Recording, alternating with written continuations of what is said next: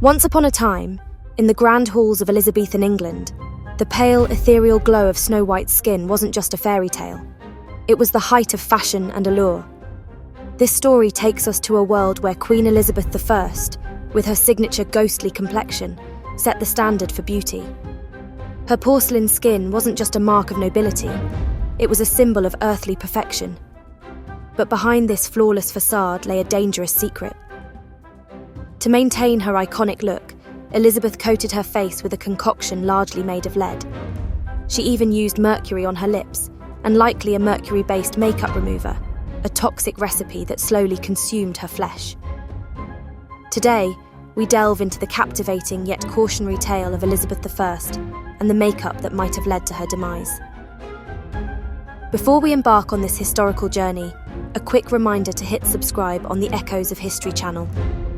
Your engagement helps us uncover more fascinating stories. Also, drop a comment letting us know which historical figure you're curious about. Now prepare to be enthralled. The Queen is calling us back in time. In the Virgin Queen's era, blindingly white, smooth skin was the pinnacle of female beauty. To achieve this, Elizabeth turned to Venetian ceruse, a deadly blend of white lead and vinegar. She meticulously applied the peculiar mixture to her face and neck, transforming her blemished skin, more on that intriguing detail shortly, into an almost supernatural porcelain canvas. Ironically, this beauty ritual probably left her smelling faintly of sour wine. Quite the method for preserving one's virginity, wouldn't you say? Thanks to 4 centuries of scientific advancement, we now understand the dire consequences of daily lead application.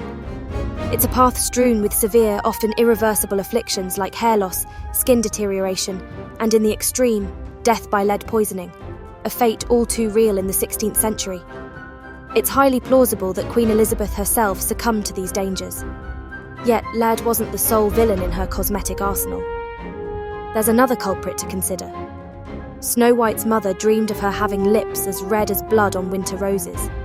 This vivid imagery brings us to another toxic ingredient, cinnabar. Known for its mercury content, this mineral was key to the real-life Queen's strikingly red lips, an image that jumps out at you from those hauntingly beautiful portraits. In this tale of royal beauty, 2 horrific poisons collaborated over time through skin absorption, crafting a narrative both fascinating and frightening. Picture the scene. The lead in Queen Elizabeth's makeup gradually corroded her skin. As a countermeasure, she layered on the makeup thicker and thicker, reportedly reaching an astonishing inch in thickness by the end of her life. Symptoms of mercury poisoning include memory loss, irritability, and depression, conditions that Elizabeth reportedly suffered from in her later years.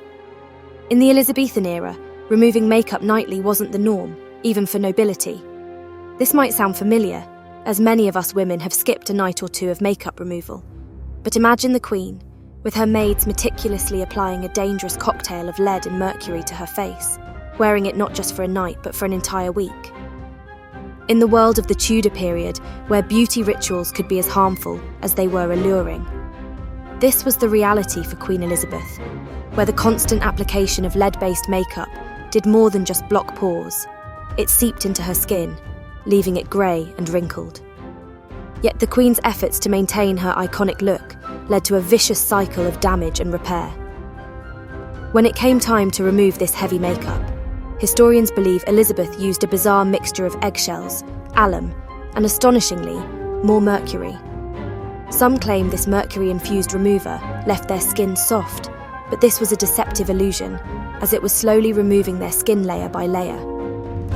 Elizabeth as a teenager, before the full weight of her royal beauty regime took hold.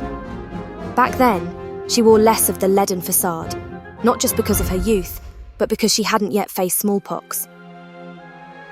On October 10, 1562, everything changed when Elizabeth contracted this dreaded disease. With a high fever and the classic symptoms of smallpox, the court braced for the worst. Miraculously, Elizabeth survived, but not without a cost. The illness left her with permanent scars, a cruel twist in her early 20s, a time when life should be a bed of roses rather than a relentless struggle. These smallpox scars were a common plight of the era, driving many women to desperate measures, like the application of vinegary lead makeup, in their quest for flawless skin. Queen Elizabeth wasn't alone in her struggles. Her close friend, Mary Sidney, also bore the marks of smallpox. Her husband, Henry Sidney, lamented how the scars, to her great discomfort, have remained ever since on her face. Elizabeth did everything in her power to conceal her blemishes and maintain her image of unblemished virginity. In an era with few female rulers, both in England and beyond, Elizabeth was acutely aware that all eyes were on her. Any scarring was not just a personal affliction, but a public spectacle, potentially marking her as a pariah. In 1586, Elizabeth, then in her 50s, poignantly expressed the weight of these expectations in an address to Parliament. "We princesses," she said, "are set on stages in the sight and view of all the world. The eyes of many behold our actions.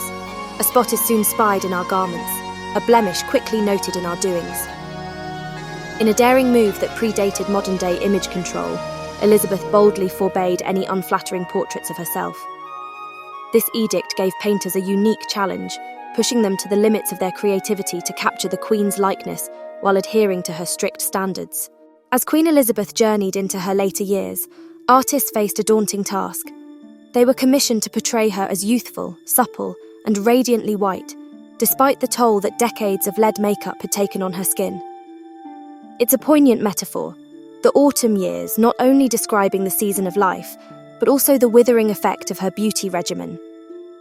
The artist's challenge was twofold: to create a portrait unmistakably recognisable as Queen Elizabeth, yet devoid of any scars, sagging, or the distressing effects of the thick mask of makeup she wore.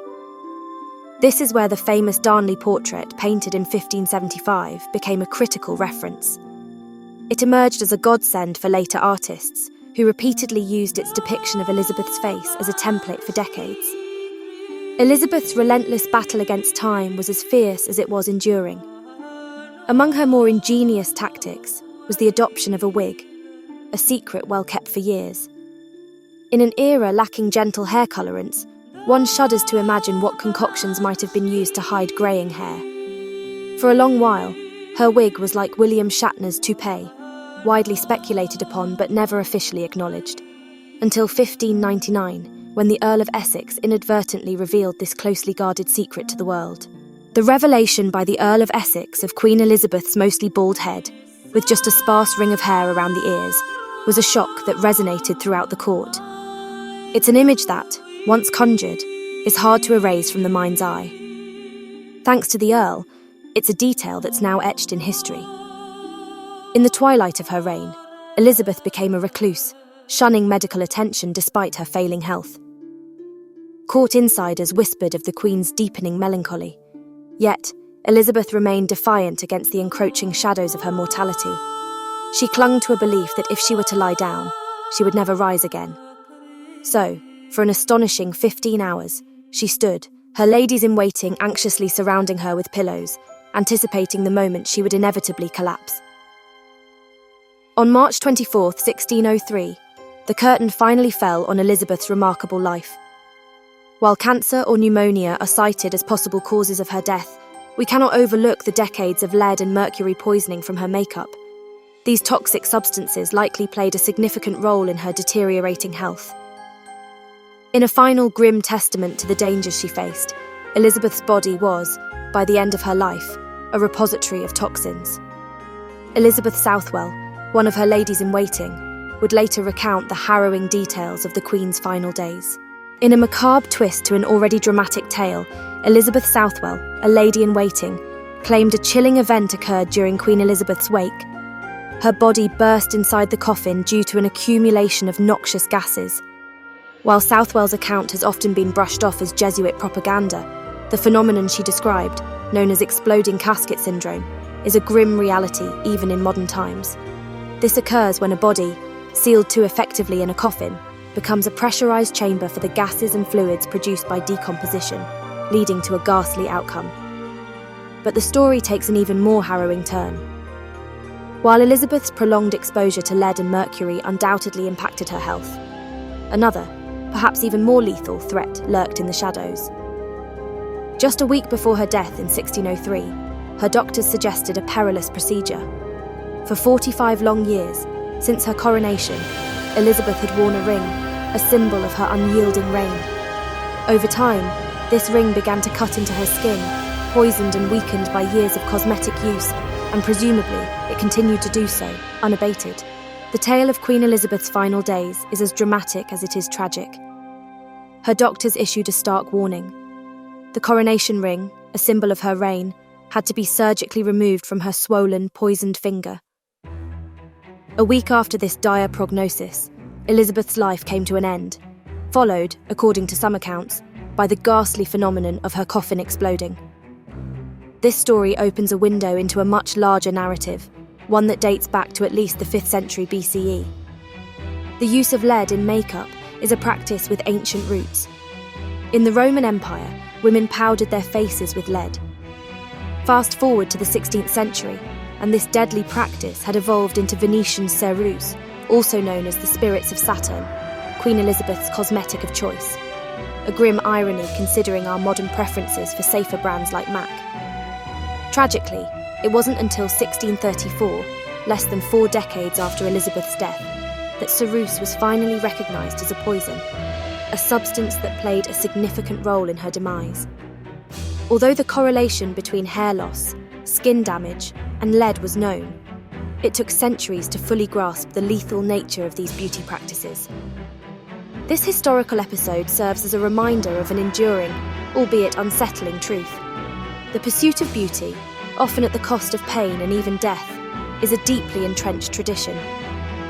It's a legacy that, despite advancements and awareness, continues to influence our choices and values.